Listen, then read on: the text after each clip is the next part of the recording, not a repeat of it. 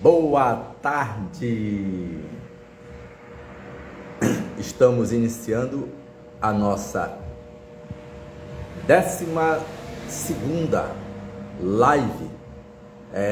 A nossa 12ª live dos sábados, a nossa 12ª live do sábado, que vamos falar hoje sobre ler imagem, ler o mundo. Vai ser uma live muito breve, mas com reflexões filosóficas, conceituais, importantes, para que nós possamos compreender melhor o significado dessa relação entre ler a imagem que está no mundo, né? E que essa imagem que está no mundo é a imagem que faz parte do nosso cotidiano, da nossa vida, da nossa relação com as pessoas, e que, em geral, ela se dá no meio urbano, né? Não deixa de ter uma relação também com o meio rural, mas ela é muito enfática no meio urbano, porque nós vamos ter tanto imagens que se constrói no conteúdo do meio ambiente onde nós estamos inseridos, e que ela tem qualidades, né? Ela tem essa qualidade gráfica, ela tem a qualidade visual, ela tem a qualidade eletrônica, ela tem a qualidade audiovisual, né? Então nós temos essas imagens que elas vão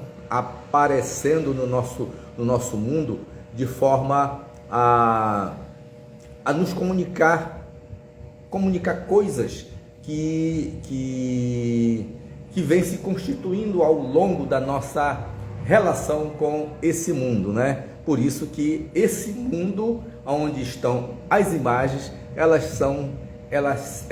ele é chamado, né? E é muito recente esse estudo de cultura visual, né? Que antes a gente não se preocupava com isso, né? Lá quando surgiu o cinema, quando surgiu a fotografia, antes do cinema, quando surgiu a animação, né, depois que surgiu o cinema, né, e a arte contemporânea. Opa, nós estamos passando um carro de som aqui.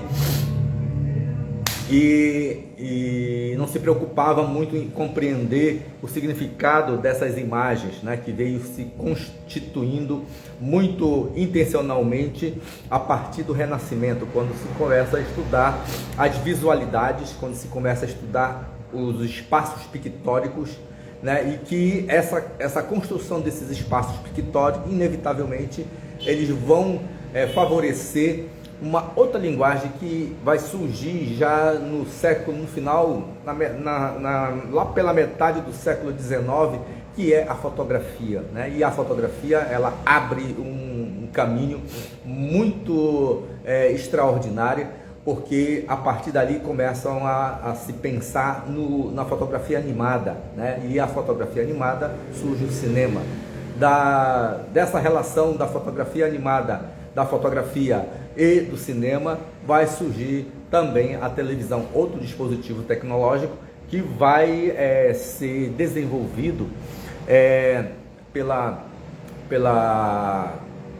pelo modo de como se olha, né? Inclusive a televisão, a pessoa que inventou a televisão, é interessante que ele inventou a televisão e ele foi para um programa de televisão, né, apresentar sua melhor invenção, que foi a televisão. E ele ganhou, sabe o quê? Um maço de cigarros, né? Queimou, acho que queimou, tá?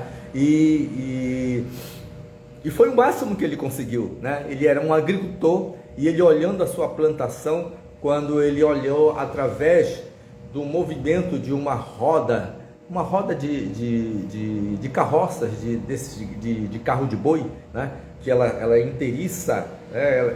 E tem vários furos, e esses furos eles são feitos de forma espiral, e ele começou a perceber, olhando através dos buraquinhos ali, ele começou a perceber que essa espiral quando ela dava uma volta, ela formava uma linha, né?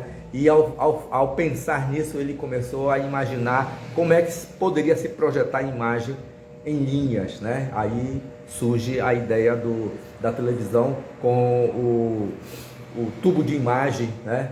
Sendo produzido. Então aí surge outros modos de comunicação a partir da imagem, né?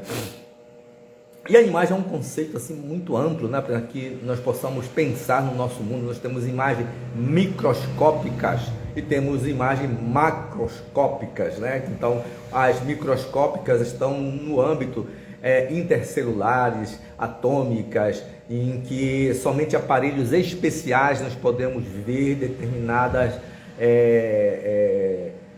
detalhes dessas imagens que se constrói vendo através do microscópio, vendo através de aparelhos eletrônicos muito sensíveis, né? Assim como as imagens macroscópicas, né? Que nós podemos ter uma luneta para ver o universo e ter aparelhos que possam mostrar diferentes situações do universo, né? Como recentemente a gente viu descobertas de estrelas que estão nascendo, estrelas que explodiram, né? E assim por diante. E muitas das imagens que a gente vê no céu estrelado, elas às vezes podem até nem mais existir, só é a luz dela que está chegando ainda por caminhar por esse universo, chegar até nós, né? Se você olhar depois de alguns anos, naquele mesmo ponto, você não vê mais aquele ponto porque desapareceu, porque era simplesmente uma ilusão de uma transmissão de uma luz que se caminhou durante anos e anos e anos, ou alguns anos ou alguns minutos até os nossos olhares, né? Então a imagem ela é uma coisa assim muito interessante, porque no nosso mundo contemporâneo, no nosso mundo cultural, as imagens no cotidiano, elas têm intencionalidade, né? Vocês estão vendo essas imagens aqui no meu ateliê, do que eu estou produzindo, né? Nas minhas pinturas, elas têm intencionalidade, elas têm um pensamento por detrás de tudo que está sendo construído. Então ela tem um modo de se expressar, porque quando nós falamos ler imagem, ler o mundo, né? Nós estamos relacionando a imagem que alguém fabricou é a imagem que está no mundo, que precisa ser lida. Então, se ela precisa ser lida é porque existe sintaxe, né? Essas sintaxes, elas são elementos de códigos, né? Que se conectam uma com as outras para transmitir uma mensagem, né? Então, elas não estão só simplesmente sendo colocadas, né? Mesmo um pichador, um grafiteiro, né? O pichador, né? Que, vamos dizer assim, que as pessoas dizem assim, ele só quer sujar aquela parede. Não, ele tem uma intenção por detrás daquilo que ele está fazendo, que está construindo uma imagem, né? Está ali e está codificando uma imagem através de linhas, cores, forma, dimensão, textura, né? Um local aonde está sendo colocado. Então tudo isso faz parte dessa sintaxe, de uma construção de uma mensagem que ele está elaborando e colocando ali. O grafiteiro da mesma forma, o pintor, né? o videomaker, o fotógrafo, né? Por mais que você pegue o seu celular e aponte para qualquer lugar e registre alguma coisa, né? Que em geral a gente não faz assim, a gente olha e quer registrar um ato, um fato, alguma coisa que está acontecendo naquele mundo, e nós temos essa relação com a imagem. Então, ler imagem, ela é um modo de se comunicar com um outro, e que esse outro ele é capaz de ler essa imagem sem precisar ter sido alfabetizado literalmente, né? Então, dele conhecer letras, dele conhecer significado das palavras, ele não precisa, porque as imagens, né? Como já se dizia o ditado chinês, uma imagem vale por 1000 palavras. Ela tem sentimento, ela tem emoção, ela tem intencionalidade, ela tem uma mensagem que ela está sendo codificada para chegar no olhar de alguém, né? Mesmo que, por exemplo, uma pessoa, vamos supor, um pescador ou uma pessoa que mora numa zona rural, mas que não tenha contato com todos esses aparatos tecnológicos que nós temos aqui, né? Como agora aqui o celular ou o computador, né? A gente tem uma relação com essas imagens e temos um significado. Mas um pescador que de repente nem sabe nem para onde vai, ele sabe que existe o celular, mas não se envolve. Mas quando ele vai para a pesca, ele tem todo uma sintaxe de ler aquele mundo dele, né? Ele lê aquele mundo visual, aquele mundo que está ali, porque ele sabe a hora que a água está assim, que a maré sobe, que a maré desce, que o horário da maré, da enchente, o horário de algum fato, quando vai chover, quando não vai chover, como é a temperatura do vento, né, que está dizendo alguma coisa para ele. Então, para nós da cidade que vamos acompanhar um pescador ali, a gente está analfabeto para essas situações, enquanto que para ele está analfabeto para o celular que nós possamos ter junto com ele, acompanhando ele, filmando esse pescador, né? Então, as sintaxes visuais, as sintaxes que vão se movimentar para codificar imagem, é preciso a gente ser alfabetizado, né? Então, por isso que ler imagem requer alfabetização.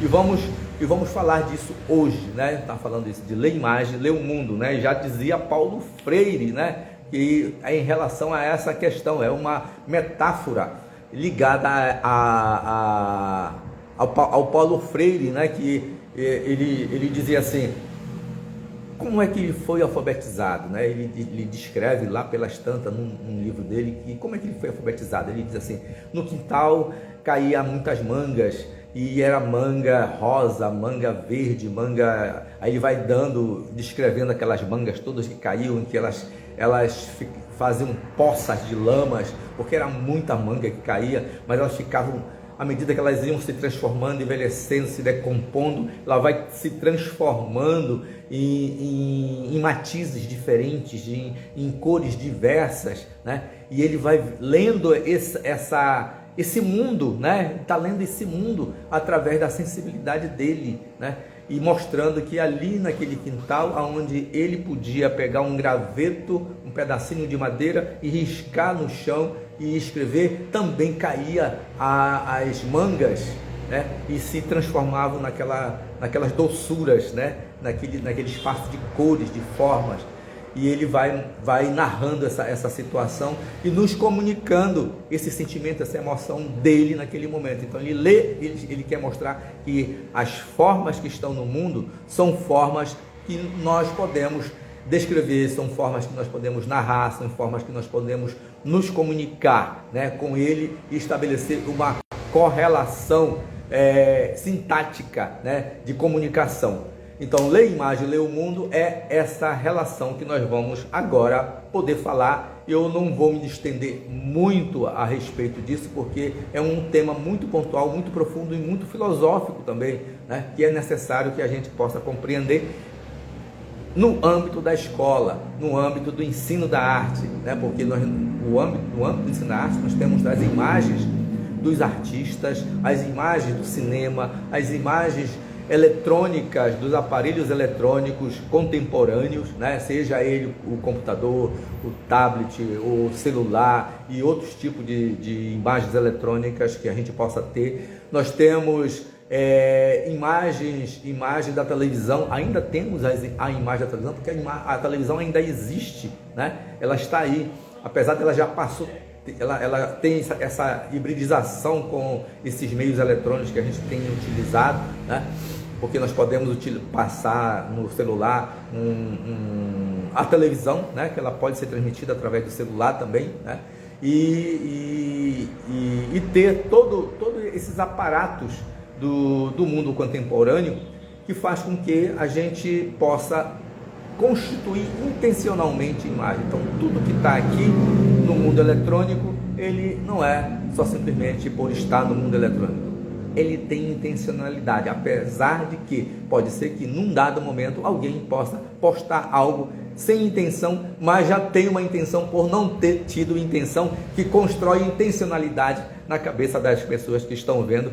Por isso nós temos na outra ponta o espectador que está interpretando tudo isso que está sendo colocado nesse espaço, né? Aqui, como agora eu tenho uma intencionalidade, né, que eu estou como fazendo uma comunicação, mas vocês estão vendo a minha forma, estão vendo a minha cor, estão vendo a luz que está batendo em mim, ela não é uma luz natural, é uma luz artificial que está intencionalmente sendo iluminado o meu corpo, está me iluminando, está iluminando todo esse espaço aqui, está iluminando todo o meu ateliê, e vocês estão vendo outras imagens que estão sendo construídas, que já foram construídas, que estão sendo expostas aqui, e tem intencionalidade, né? E nós vamos falar mais sobre essa questão que está ligado ao primeiro conceito que nós vamos desenvolver aqui, que é a cultura visual. Ó, uma imagem que tem uma intencionalidade, né? Que foi um aluno meu que fez, é uma imagem do rococó, de um nu artístico, né? E ele escreveu, eu vou ler aqui o que ele escreveu a partir dessa intencionalidade, né? O título da poesia dele é Apologia ao Pecado. A minha mente insinua um astuto desatino, loucuras eu imagino ao ver a imagem tua. O delírio continua em pecado libertino. Tento fugir, mas declino. Contemplo-te toda nua, né? Olha a imagem rococó, né?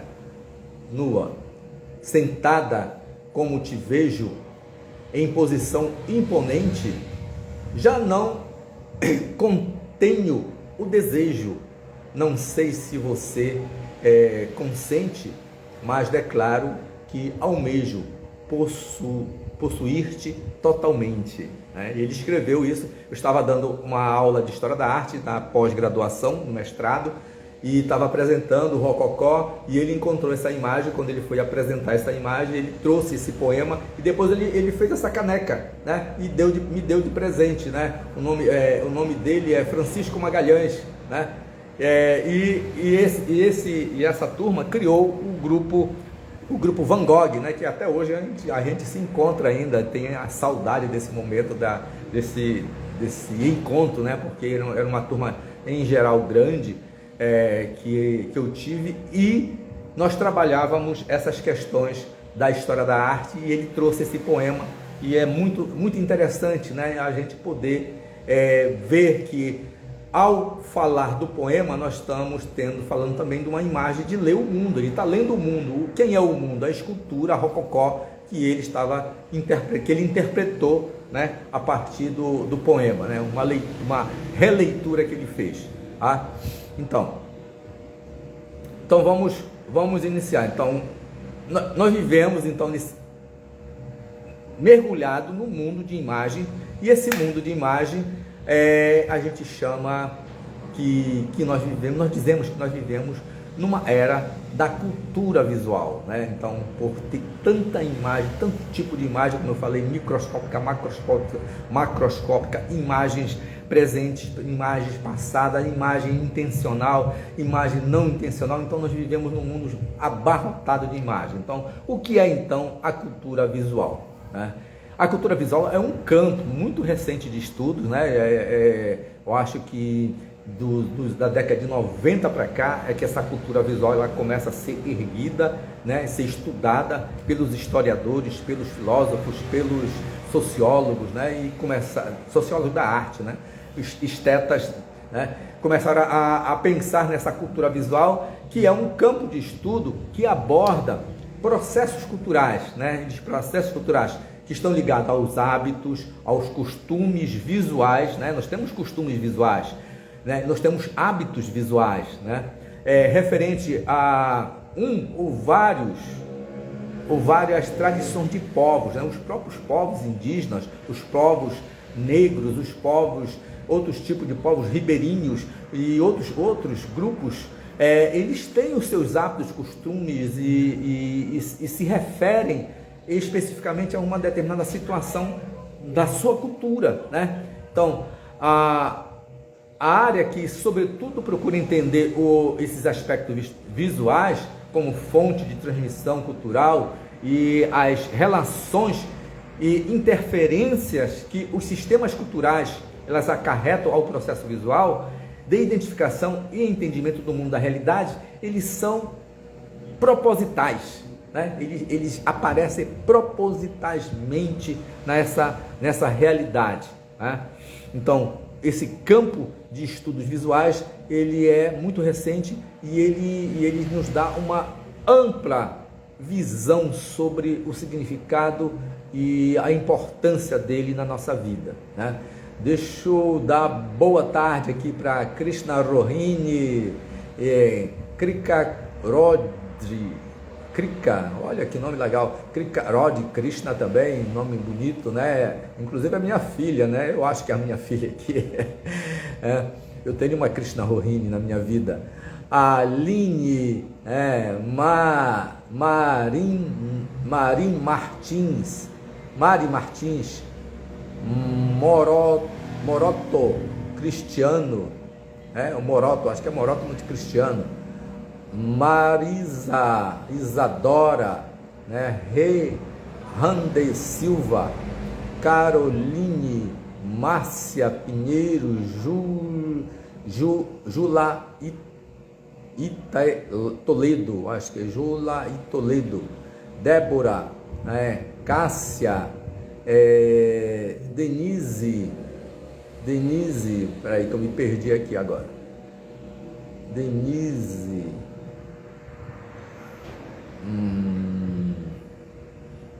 pronto, eu me perdi agora aqui, que já entrou muita gente depois, e muito boa tarde a todo mundo, Ana, Andréia, né? Muito boa tarde a todas e todos que estão por aqui, já conosco, Marcone Moreira, olha o nosso artista do sul-sudeste do Pará, paraense, né, Marcone? Uma boa tarde.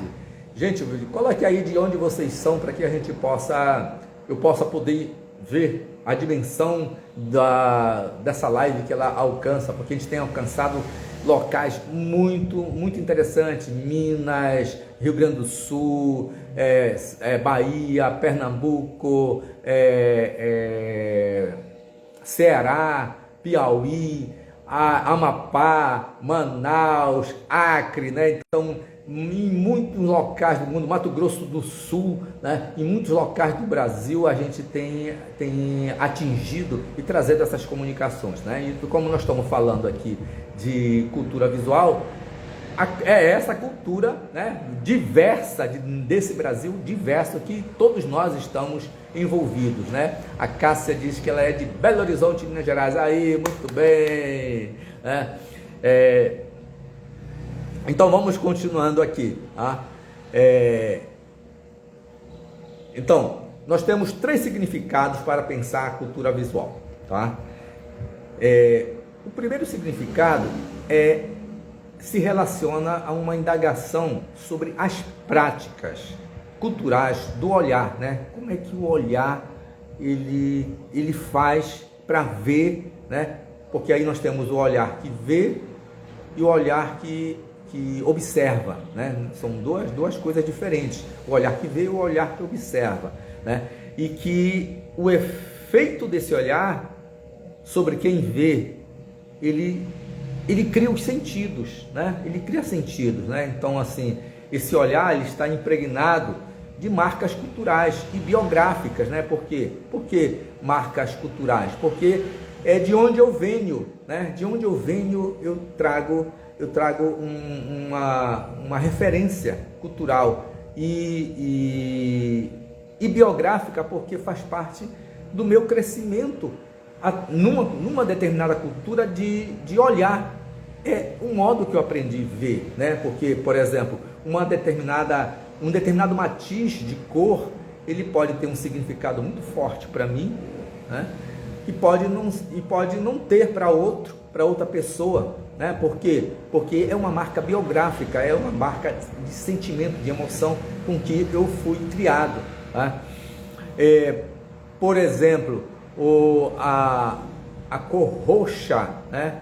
Quando eu era criança, era ligada e as pessoas faziam muito medo pra gente, que roxo era do defunto, né? Era do morto, era do caixão, né? E a gente ficava com muito receio de utilizar essas cores, tanto que isso se deu na minha geração, nas pessoas da minha geração, por muito tempo as pessoas não usavam roxo, né? Depois, quando se tornou modismo, né? O pink, o roxo, o magenta, né? Que a gente rompeu com essa determinação mental, cultural, biológica, né, dentro da nossa formação biográfica, né, é que a gente começou a perceber que não era bem assim, não é bem assim, né? Principalmente nós artistas, né, que estudamos cores, que trabalhamos com cores, a gente tem que romper esses mitos, né? E isso faz parte de uma cultura visual que foi implantada na nossa cabeça, né? Por exemplo, para algumas culturas asiáticas, o amarelo tem o sentimento de tristeza, né? O sentimento de tristeza que se representa com a cor amarela. Já no Brasil, não, né? É alegria, né? É o carnaval, né? Tem uma conotação diferente. Então, psicologicamente, essa cultura visual da cor, ela influi no nosso modo de agir, no nosso modo de atuar na sociedade, né? E assim como as cores rosas são das meninas e as cores azuis são dos meninos, né? O Marconi, que está aqui, uma vez me falou que ele fez umas observações quando ele estava pesquisando cor, que as casas que tinham o homem como paternalista, né, dono das casas, pintavam as casas de azul, né? E as mulheres pintavam as casas de rosa ou amarela, né? Então a gente percebe assim que existe nessa cultura visual um direcionamento de codificar de forma cultural e de forma biográfica, né? Então esse é um primeiro momento desse olhar, dessa prática para a cultura visual. O segundo momento de olhar para essa prática de significado da cultura visual são as imagens e artefatos do passado e do presente, que dão conta de como vemos e somos vistos por esses objetos, né? Que aí, no caso, as produções dos artistas, né? As produções que os artistas fizeram num dado passado, né? Lá no Renascimento, ou então lá na Idade Média, ou lá no grego, né? E eles dão informes sobre esse passado, né? E os artistas que estão produzindo obras de arte recente, contemporâneas, ou que produziram mais próximo de nós, já no passado também, mas no modernismo, que vemos esses objetos que são imagens que elas dão referência de uma determinada atitude, de um determinado comportamento, de um determinado modo de se relacionar com a sociedade, né? Então nós podemos datar e até perceber assim, por exemplo, lá no Rococó, né, desse nu aqui, ó, onde essa modelo pousou para o artista, ele teve uma concepção de uma determinada imagem clássica que vai se referir aos gregos e os romanos, né?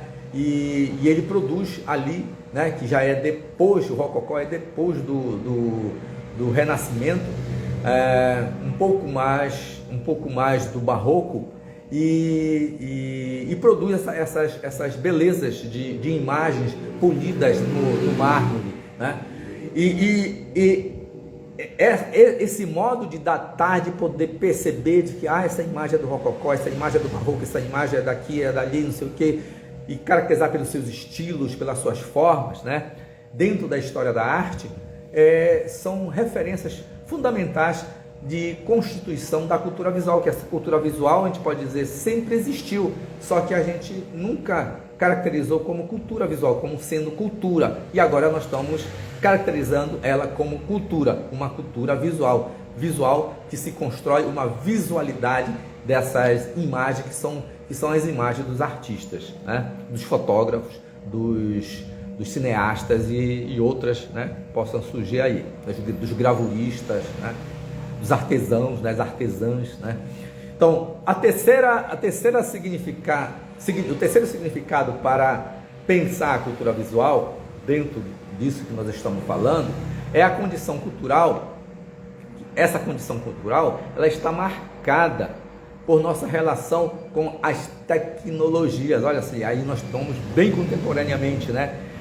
Essas tecnologias que elas precisam ser aprendidas, que elas precisam ser exercitadas cada vez mais e mais e mais pelas pessoas, principalmente pelas pessoas mais velhas, mais antigas, né? Porque elas não nasceram nessa geração em que a tecnologia ela é quase que natural, né? Elas precisam aprender, elas têm até uma certa dificuldade para poder alcançar um determinado nível de aprendizagem. E essa relação da aprendizagem e comunicação que afeta o que vemos e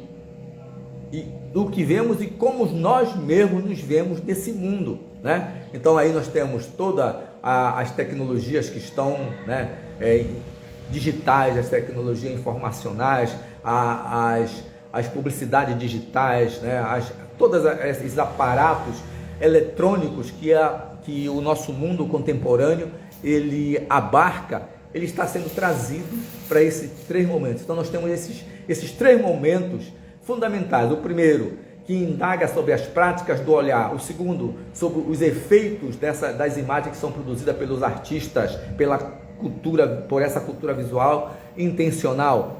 E o terceiro, sobre as questões das imagens que são fabricadas através das tecnologias digitais, eletrônicas, informacionais, né? Então nós temos esses três aparatos para pensar e refletir sobre essa condição da cultura visual no mundo contemporâneo, né?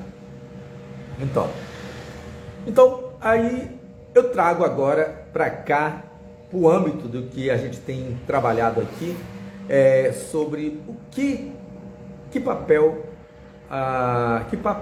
da leitura da imagem, essa imagem, né, do mundo, essa imagem intencional, cultural, ela tem na escola, né? Como fazer isso, né?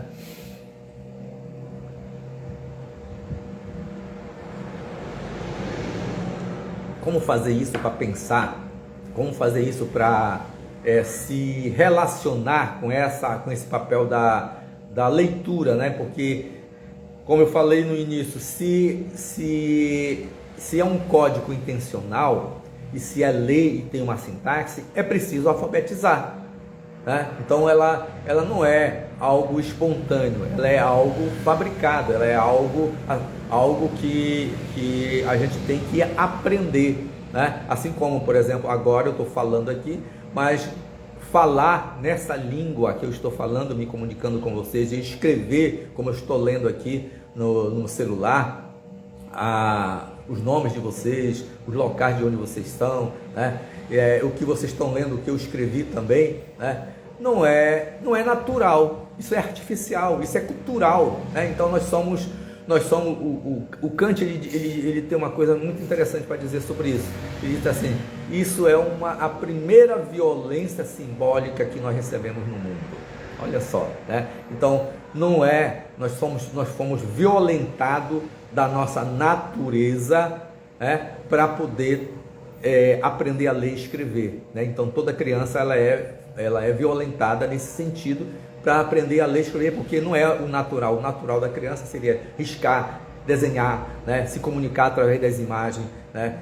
Ela não precisaria nem saber falar essa língua, ela poderia falar qualquer outra língua, né? Mas como nós estamos no sentido de uma pátria, no sentido de uma localidade regional, tudo mais, nós somos obrigados a a exercitar isso, né? Essa língua, esse modo, esse comportamento. Então tudo isso é moldado pela cultura, né? E a cultura, ela é artificial, ela não é natural. Tem cultura natural? Tem cultura natural, mas é um outro papo para a gente poder se desenvolver no outro momento, né? Nós podemos até falar sobre cultura, né? Um dos nossos temas aqui. E esse papel de alfabetizar para a imagem, para ler imagem, né? Imagem em movimento, imagem fixa, é importantíssimo, porque é como se fossem as palavras, os textos que nós estamos mais acostumados a trabalhar na escola. Então, o primeiro papel dessa relação com a leitura da imagem, né, é preparar o aluno para a compreensão da gramática, né, numa gramática visual que existe, artística ou não artística, né? Existe uma gramática visual que o aluno tem que compreender. Existe uma gramática visual que o professor já tem que estar alfabetizado para que ele possa dominar isso e poder trabalhar com os seus alunos, né? O segundo é tornar o aluno consciente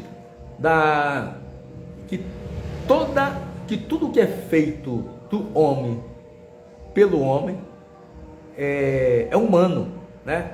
Os artefatos, por exemplo, artefatos, né? Artes que conta fatos, né? Arte que conta fatos, são os artefatos, né? Aqui eu tenho um artefato, né? Que é uma espátula, né? De pintura em tela. É um artefato. Então aqui um objeto que foi fabricado e que ele conta um fato, né? Qual é o fato dessa espátula? Pintar com espátula, né? Eu tenho, deixa eu ver um outro objeto aqui, um HD, né? É um artefato, né? É um artefato, né? Uma arte, né? Porque foi criada no sentido de criar arte, no sentido de criar, e que tem um fato. Que é o fato? A função dele, né? De armazenar dados, né? Nesse aparelho, né? Então o artefato é isso, né? A tela, né? Ali atrás é um artefato, a pintura é um artefato, né?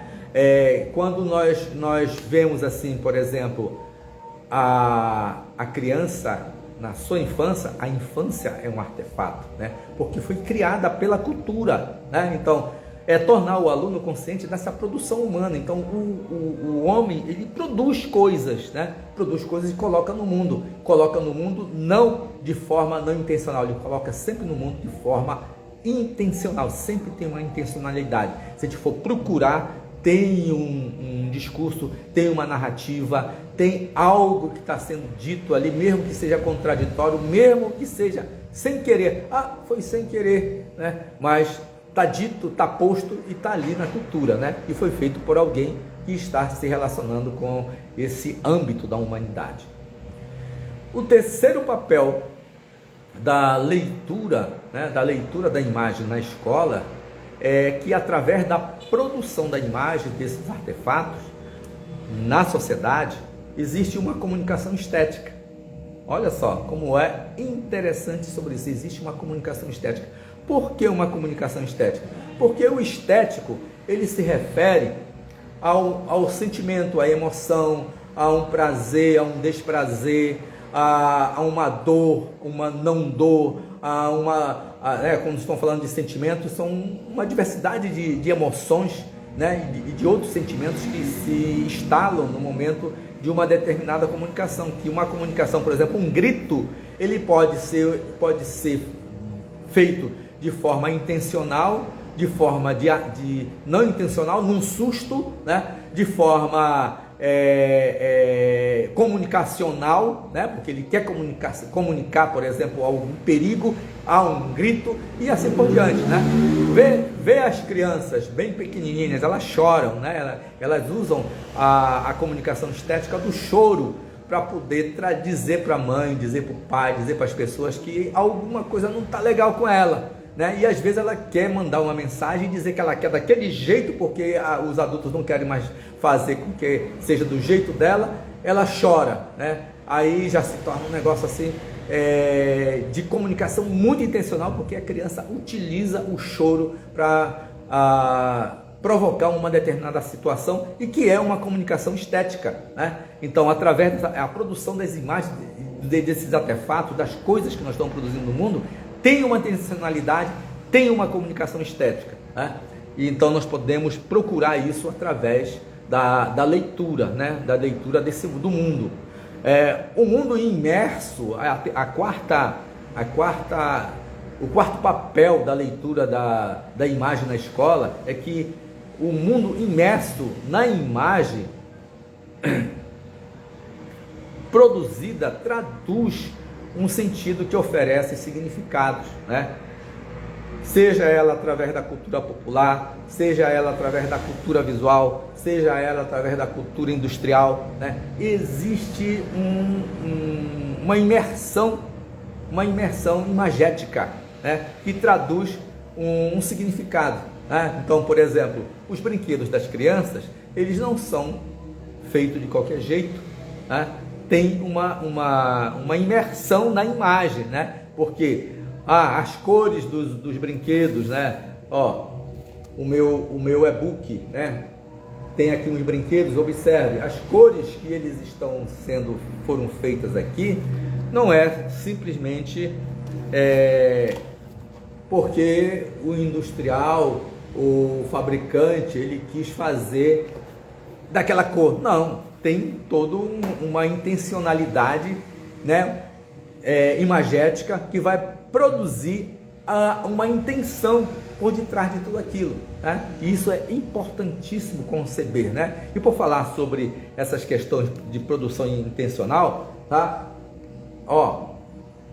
O meu e-book, tá? Que está disponível ainda para vocês, tá? É só clicar no link na minha bio e você vai poder acessar o e-book Brinquedo e Imaginação, que tem um estudo sobre imaginação que é importantíssimo para quem trabalha com arte, trabalha com aprendizagem, trabalha com arte também, de produção artística, para compreender e entender melhor como é que funciona o mecanismo da imaginação, tá? Então, nesse Brinquedo de Imaginação, nesse e-book, tem esse estudo, e você tem acesso a ele, é só clicar no link da bio e adquirir o e-book, tá? E qualquer coisa, depois que você adquirir, nós podemos até conversar, marcar um bate-papo a respeito do e-book, porque tem muitas questões filosóficas nele também, além de questões técnicas, né? Tá? Então, nós temos esses 4 papéis da leitura da imagem na escola, né? Seja ela para preparar o aluno para uma compreensão da gramática visual, seja ela para uma produção de imagem, entender a produção de imagem dos artefatos na sociedade, seja ela para ter uma imersão da intencionalidade que traduz um sentido de significados na sociedade, né? Isso que existe uma necessidade de alfabetização visual, tá? Porque senão nós podemos cair numa ditadura da imagem, né? E aquelas pessoas que produzem imagem, elas podem produzir imagens só simplesmente para nos direcionar para uma determinada situação, do jeito que elas querem que a gente vá, né? E isso é muito ruim para a gente. Se nós não estamos preparados para interpretar as imagens, nós corremos esse risco, né? E precisamos ajudar os nossos alunos, ajudar os professores que estão aqui a não correr esse risco, né? Se alfabetizando para e com as imagens. Então nós temos 2 tipos de código, né? Para finalizar essa situação que eu coloquei a respeito da cultura visual, nós temos 2 tipos de código, né? O código escrito e o código visual, né? Então nós precisamos ser alfabetizados nos 2, no código escrito e no código visual. Todos 2 eles são parte de uma cultura, né? Da cultura escrita e da cultura visual. Então, o código escrito, ele traz o sentido das palavras orais, das palavras escritas, né? Que nós muito bem sabemos sabemos muito bem, né? Ou talvez não, né? Porque às vezes a gente comete muitos erros, né? Tanto falando quanto escrevendo a gente comete erro, mas isso não tem problemas em termos de comunicação, né? Ela permanece a mesma relação de código de comunicação escrita, né? E o código da comunicação visual, que traz os sentidos da forma e conteúdo, né? Traz o sentido da forma e conteúdo para que nós possamos nos relacionar com cor, com cores, com formas, com sentimento, com emoção, que é muito mais direcionado, porque nós temos o estético aqui, né, nesse código visual, que faz com que os sentidos, os sentimentos e as emoções elas fiquem cada vez mais forte, né? E se traduz através dessa relação de forma e conteúdo. Então nós temos o código escrito e o código visual. O código escrito, né, ele esquematiza o quê? Conceitos, né? Então, quando eu falo cachorro, né, a palavra cachorro, ela é escrita, que todos nós sabemos escrever a palavra cachorro, ela escreve, né, um código através das letras e através dos fonemas que nós produzimos, nós podemos potencializar o sentido, o sentimento e a emoção da palavra cachorro, né? Ah, cachorro, cachorro, né? E ele vai trazer os diferentes sentidos, né, ao produzir. Então, o esquematismo, o esquema produzido pelo conceito é traduzido a partir dos códigos escritos, diferente do código visual que vai produzir a esquemata, né?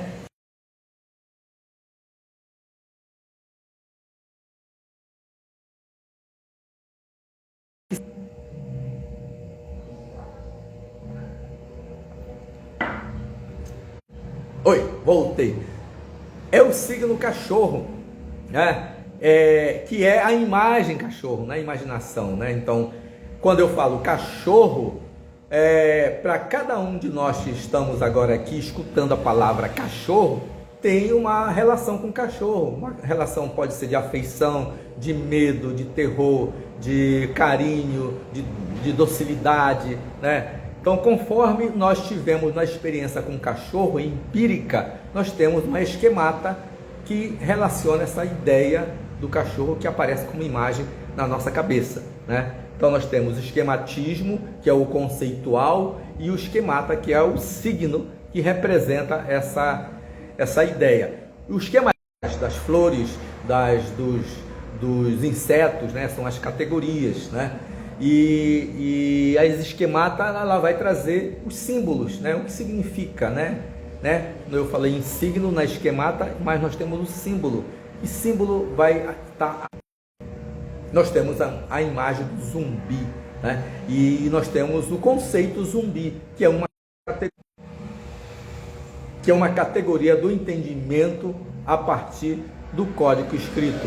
E o zumbi, imagem, símbolo, ele é uma categoria do modo de pensar o código visual, né? Então nós temos essas duas linguagens que elas, na verdade, elas não se separam, elas se juntam. Então o símbolo vem com encontrar a categoria, né, para produzir o sentido da expressão do que nós queremos dizer, tanto com a imagem, né? Se a gente coloca aqui, ó, a imagem do carrinho do bebê, né, da boneca, é o carrinho da boneca, né, que é a categoria, né, que é o conceito, o carrinho, o ursinho, né, a boneca, o aviãozinho, né? Então nós temos aqui as imagens que representam esses símbolos, né, e que junto com o conceito eles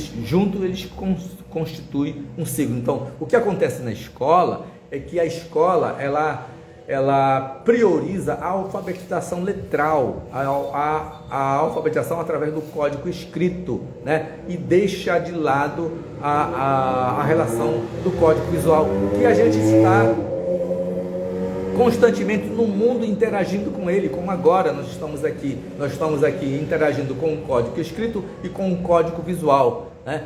e que esses códigos, eles são importantíssimos né, para a gente ter uma educação mais completa, né, mais relacionada aos modos de comunicação e trazer a estética mais próxima para o entendimento e entender a arte através das palavras e das imagens, né?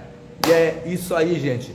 Eu quero chamar vocês e convidar vocês para quem tem interesse de desenvolver e aprofundar essas questões que eu estou falando aqui, que entre no meu curso, o meu mini curso Arte de Ensinar Arte, né? Lá você vai poder aprender a trabalhar a leitura de imagem, que tem um exercício muito legal lá, que eu ensino a você a trabalhar, além de que você tem um bônus de poder conversar comigo, né? De marcar um dia para nós conversarmos sobre as suas dificuldades, para trabalhar, conversar sobre os seus projetos, né? E eu poder, assim, ajudar você a desenvolver melhor a sua aula de arte, né? Que é esse que é o propósito. Quando eu criei o curso e o e-book, né? A ideia é poder ajudar o professor que tem uma certa dificuldade, ou para aquela pessoa que nunca deu aula, que está começando, está do zero e que precisa de auxílio, né? Como eu tenho recebido muitos direct, muitos WhatsApp, falando sobre as suas dificuldades, porque muitos professores, muitas pessoas que fazem um curso de arte, elas não têm práticas, né? É incrível que fazer um curso de arte teórico, né? E nem é só teórico, história da arte, ou então só estética, que é teórico, até dizer como que as coisas acontecem é teórico, e as pessoas vão ter que se virar, né?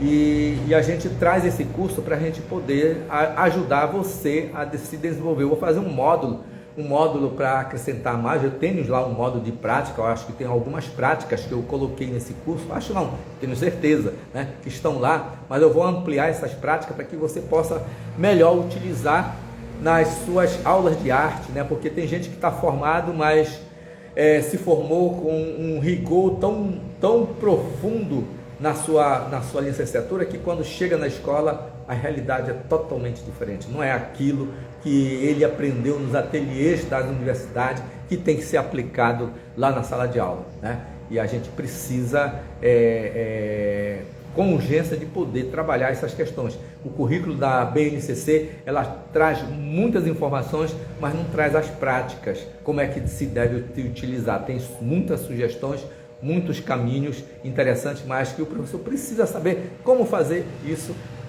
de fato na escola. Seja a leitura de obra de arte, seja a releitura de obra de arte, seja o entendimento através da cultura visual para quem chegue a essas questões da leitura, né? Seja as práticas artísticas que são faltantes, né? E assim por diante. Então aí esse mini curso eu elaborei para poder fazer o professor ter um conhecimento muito rápido, porque é um curso de arte e educação bem intensivo, para que você possa ir para a sala de aula e já poder praticar o planejamento, praticar as ferramentas pedagógicas, didática, né? E outras coisas que nós precisamos reunir para que nós possamos atuar da melhor forma possível e ficar feliz, né? Nós temos que dar aula de arte feliz, estar em sala de aula feliz, trabalhando com os nossos alunos, trabalhando com a nossa ferramenta arte, de modo a sensibilizar e transformar esse mundo, né?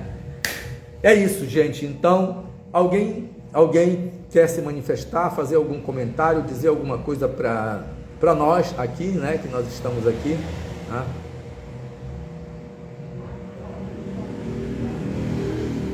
Certo? Então, eu fico por aqui e faço o esquema da aula passada, do sábado passado eu não fiz o esquema, mas eu vou publicar já o esquema da aula passada e na segunda-feira eu publico o esquema dessa aula, que é super importante e você vai gostar e pode compartilhar com os colegas, com os amigos, porque são conhecimentos que nós precisamos ter no nosso cotidiano como professor, como docente, da educação básica, do ensino superior e no ateliê, né, no âmbito formal, no âmbito informal, certo? Então, uma boa tarde. E não esqueça de entrar aí, no link, mandar essa live que vai ficar gravada para os colegas, tá? Para que eles possam ver, ler, escutar, né? E a gente e nós podemos nos relacionar. Entre no link da minha bio e se inscreva, se matricule no curso Arte de Ensinar Arte, que está lá disponível para você, ok? Uma boa tarde.